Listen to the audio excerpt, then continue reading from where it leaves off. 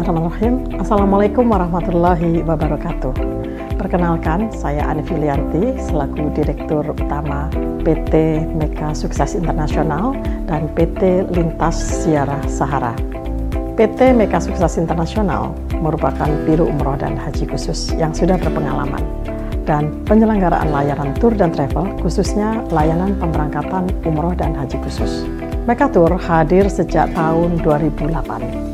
Dan pada tahun 2019 mengalami perubahan pengurus dan kini berlokasi di Jalan Walter Monginsidi, Kebayoran Baru, Jakarta Selatan. Bermula dari visi ingin menjadi penyelenggara perjalanan ibadah umroh dan haji yang teramanah dan terbaik, Mekatur dan Wizara menghadirkan layanan berkualitas mulai dari fasilitas e-office dan sistem akuntabilitas terpercaya dan sehat. Mekatur bertekad menjadi penyelenggara biro perjalanan wisata terbesar dan menjadi kepercayaan bagi jamaah di era milenial dengan berbasis digital. Kami memiliki produk dan layanan yang beragam sehingga bisa memenuhi semua kebutuhan yang dibutuhkan oleh jamaah. Di antaranya adalah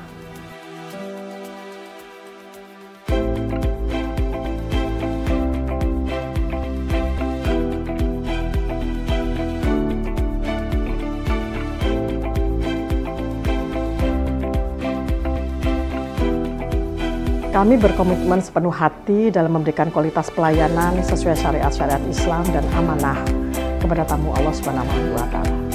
Kami juga menerapkan sistem SDM yang berakhlakul karimah dan mendidik untuk memiliki berbagai sertifikasi profesi sebagai upaya membangun tim yang solid dan profesional. Kami juga siap melayani para tamu Allah dengan pelayanan prima dan sepenuh hati dengan pembimbing dan mutawif yang sangat berpengalaman, sehingga kita bisa memberikan pelayanan yang terbaik, excellent service, terpercaya dan terjangkau. Kami memberikan produk layanan yang up to date. Dalam waktu dekat, kami akan mengembangkan studio podcast, di mana nantinya akan disajikan berbagai kajian-kajian dan konten ataupun edukasi Islami yang sangat bermanfaat bagi jamaah tentunya, dan akan kami sajikan insya Allah secara reguler. Mengapa harus memilih kami? Karena kami siap memberikan solusi yang terbaik sesuai kebutuhan dan permintaan tanpa mengurangi kualitas, dengan memberikan hotel yang berjarak dekat dengan Baitullah, dengan fasilitas hotel yang terbaik, dengan menu makanan internasional dan Asia. Kemudian kita juga memberikan kepastian jadwal penerbangan atau tanggal keberangkatan yang pasti kepada para tamu Allah, dan kita sudah bisa melayani jamaah dengan melakukan manasik di gedung sendiri karena kami sudah mempunyai gedung sendiri, dan tentunya kami juga resmi terdaftar di Kementerian Agama dengan SK Umroh dan SK Haji. Kemudian kami juga mempunyai nomor izin berusaha NIB dan sertifikat HAN dan sertifikat IATA. Dan tentunya kami tergabung dalam asosiasi terbesar di Indonesia ini, yaitu Ampuri Bangkit Melayani. Untuk itu, tunggu apa lagi? Silakan bergabung bersama kami atau mendaftarkan di admin kami, di WhatsApp kami, baik itu juga di media sosial kami. Dengan moto, mitra terpercaya, Anda beribadah. Kami siap melayani Anda semuanya. Terima kasih. Billahi taufiq wal hidayah. Wassalamualaikum warahmatullahi wabarakatuh. Assalamualaikum warahmatullahi wabarakatuh. Sahabat Mekatur, jamaah sekalian yang dimuliakan oleh Allah Subhanahu wa Ta'ala. Alhamdulillah, falhamdulillah, thumma alhamdulillah. Wassalatu wassalamu ala Rasulillah, Sayyidil khalaik wal bashar wa ala alihi wa ashabihi zawil akhyari birahmatika ya arhamar rahimin, amma ba'du. Alhamdulillah, kita terus-menerus meningkatkan iman dan takwa kita. Tidak pernah kita merasa letih, tidak pernah kita merasa bosan untuk mendekat dengan Allah. Karena hakikatnya kehidupan ini, apakah kita dekat dengan Allah atau jauh dari Allah. Kalau dekat dengan Allah, berarti dekat dengan pertolongannya, dekat dengan keberkahannya, dekat dengan kemuliaannya.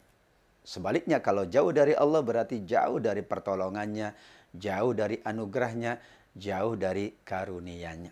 Mudah-mudahan semua jamaah Mekatur, semua yang mengikuti majelis yang mulia ini senantiasa dalam keadaan dekat dengan Allah Subhanahu wa Ta'ala. Pada ngaji hikmah kali ini kita melanjutkan hikmah yang ke-67, kemudian kita sambung dengan hikmah yang ke-68.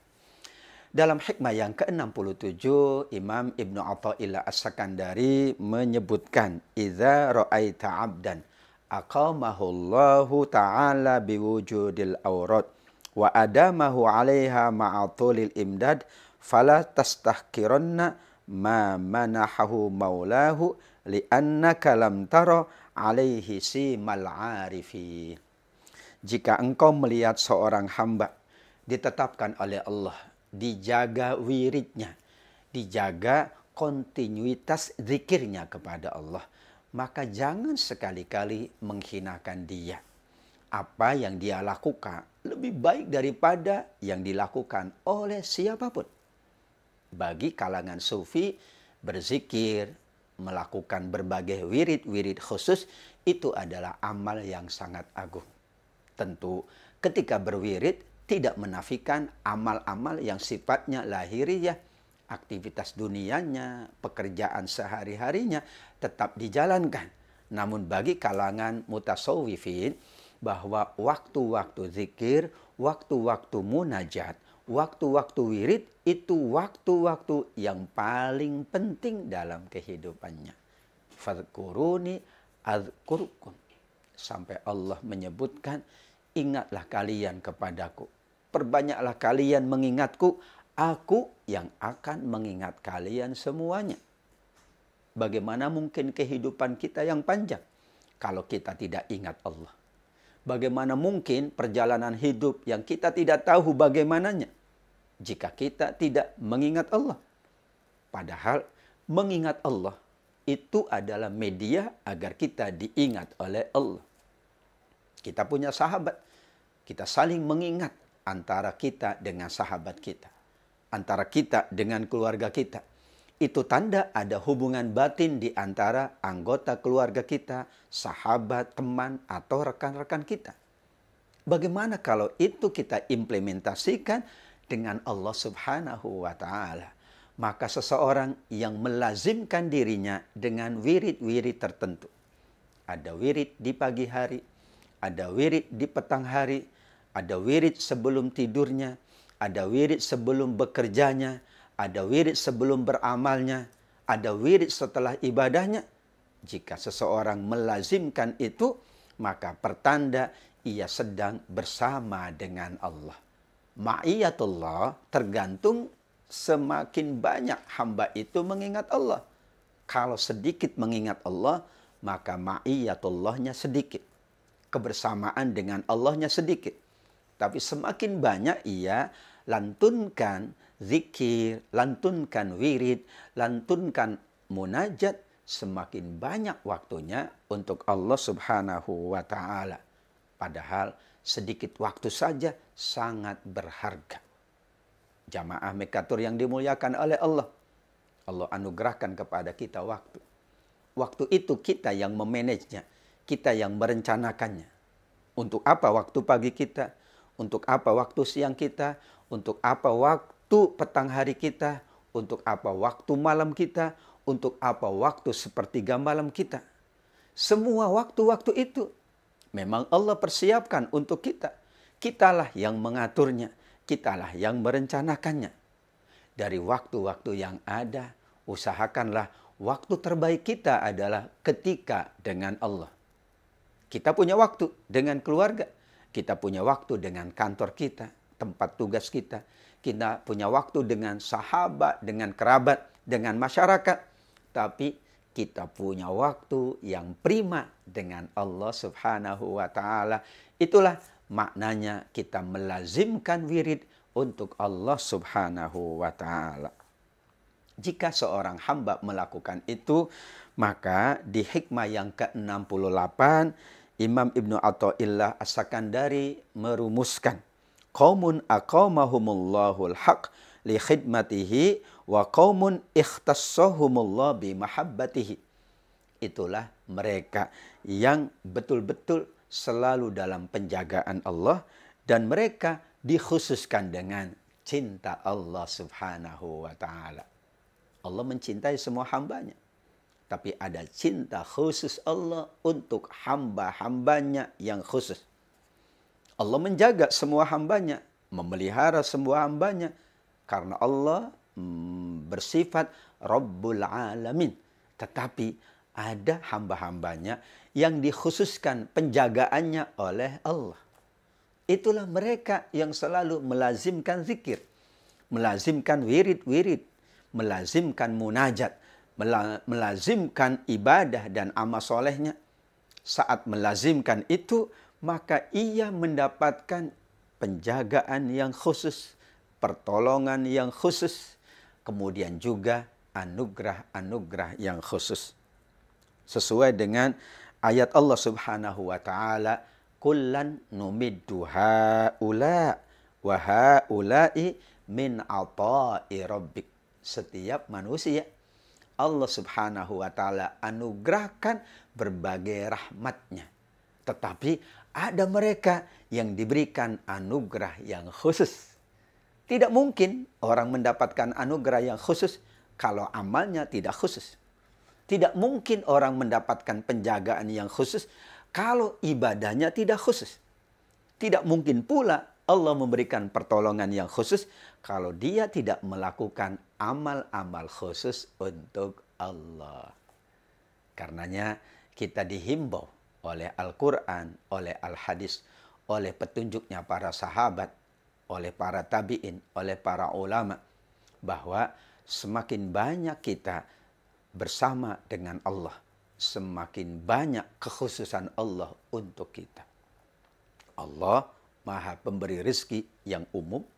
Allah Maha memberikan kasih sayang yang umum. Tetapi Allah Maha memberi rezeki yang khusus.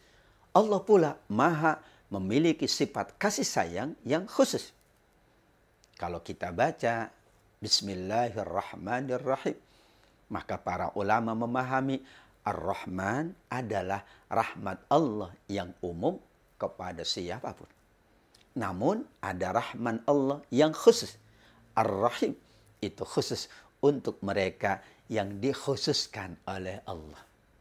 Pertanyaannya, apakah kita semuanya layak menjadi orang-orang yang mendapatkan kekhususan pertolongan, kekhususan penjagaan, kekhususan anugerah dari Allah Subhanahu wa taala? Jika kita termasuk yang mendapatkan kekhususan, berarti kita layak melazimkan ibadah-ibadah khusus, wirid-wirid khusus, doa-doa khusus. Nabi Muhammad SAW mencontohkan, beliau manusia yang paling khusus di mata Allah. Kana Rasul SAW yadhkurullah ala kulli ahyani. Beliaulah orang yang paling banyak mengingat Allah. Selalu mengingat Allah dalam semua kesempatannya. Nabi Muhammad adalah sosok manusia yang selalu, yang tidak pernah berhenti mengingat Allah dalam semua keadaannya, dalam semua waktunya. Maka beliau mendapatkan anugerah khusus. Anugerah khusus Allah berlaku untuk dunia, berlaku untuk akhirat. Mereka yang baik wiridnya, yang lazim munajatnya, maka mendapatkan pertolongan khusus di dunia, juga pertolongan khusus di akhirat. Mereka yang betul-betul waktunya lebih banyak untuk Allah, maka ia layak mendapatkan penjagaan Allah yang khusus di dunia, penjagaan Allah yang khusus di akhirat.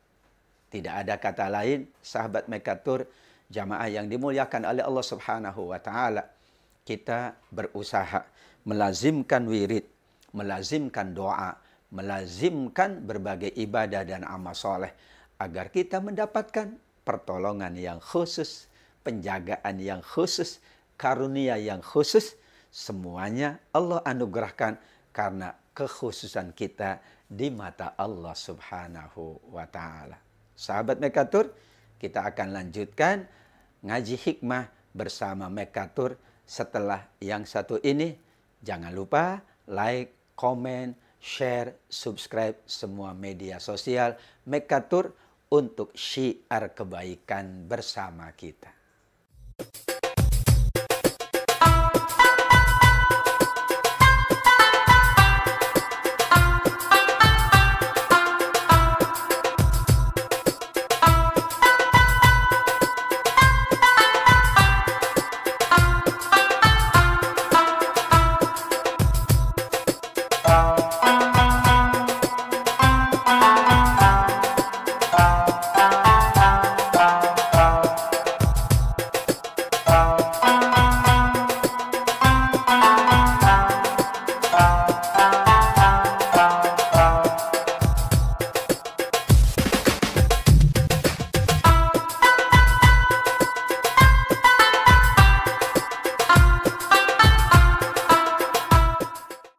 Pemirsa yang dimuliakan oleh Allah, sahabat Mekatur rahimakumullah.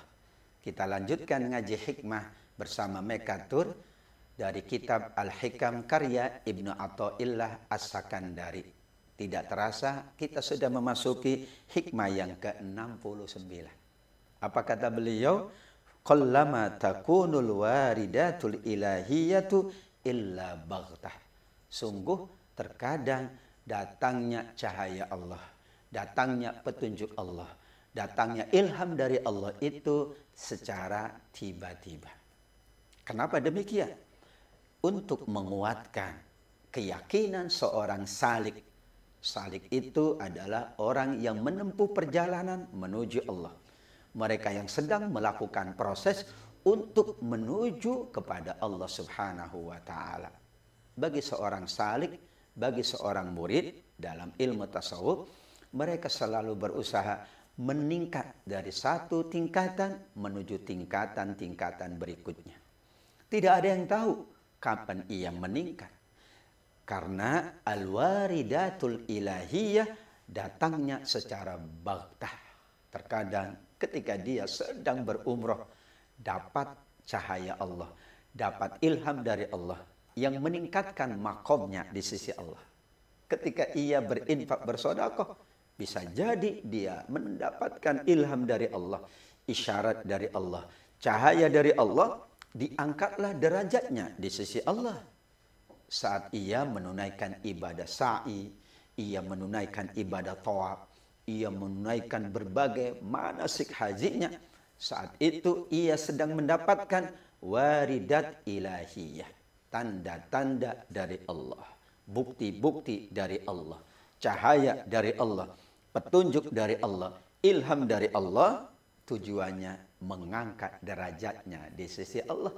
Sungguh berbahagia manakala kita diangkat derajatnya oleh Allah. Seorang hamba yang diangkat derajatnya oleh Allah, tandanya ia dipandang sebagai seorang yang layak mendapatkan kedudukan yang tinggi di sisi Allah. Namun karena datangnya tiba-tiba, maka yang dapat kita lakukan adalah terus-menerus, tidak berhenti kita beribadah, beramal soleh, melakukan berbagai kebaikan-kebaikan. Karena kalau kita berhenti, mungkin berhenti petunjuk Allah, mungkin berhenti Allah Subhanahu wa Ta'ala mengangkat derajat kita. Karena sifatnya tiba-tiba, sifatnya mendadak, disitulah kita dituntun untuk terus-menerus dalam keadaan baik, dalam keadaan kita beribadah, beramal soleh, dalam keadaan kita mengingat Allah Subhanahu wa Ta'ala. Kita tidak tahu kapan kita diangkat derajatnya oleh Allah. Tapi saat kita beribadah, saat kita beramal soleh, saat itulah kita sesungguhnya sedang diangkat derajatnya oleh Allah. Asa ayyab'atsaka rabbuka maqamam mahmuda. Saat seseorang menunaikan sholat malam, ayatnya menyebutkan mudah-mudahan Tuhanmu mengangkat derajatmu menuju derajat yang paling terpuji. Namun kita tidak tahu sholat malam yang keberapa, puasa yang keberapa, ibadah yang keberapa. Semuanya kita serahkan sama Allah agar ibadah kita tulus lillahi ta'ala. Tapi yakinlah berdasarkan hikmah yang ke-68 bahwa itu tandanya kita sedang mendapatkan limpahan karunia hikmah dari Allah Subhanahu wa Ta'ala.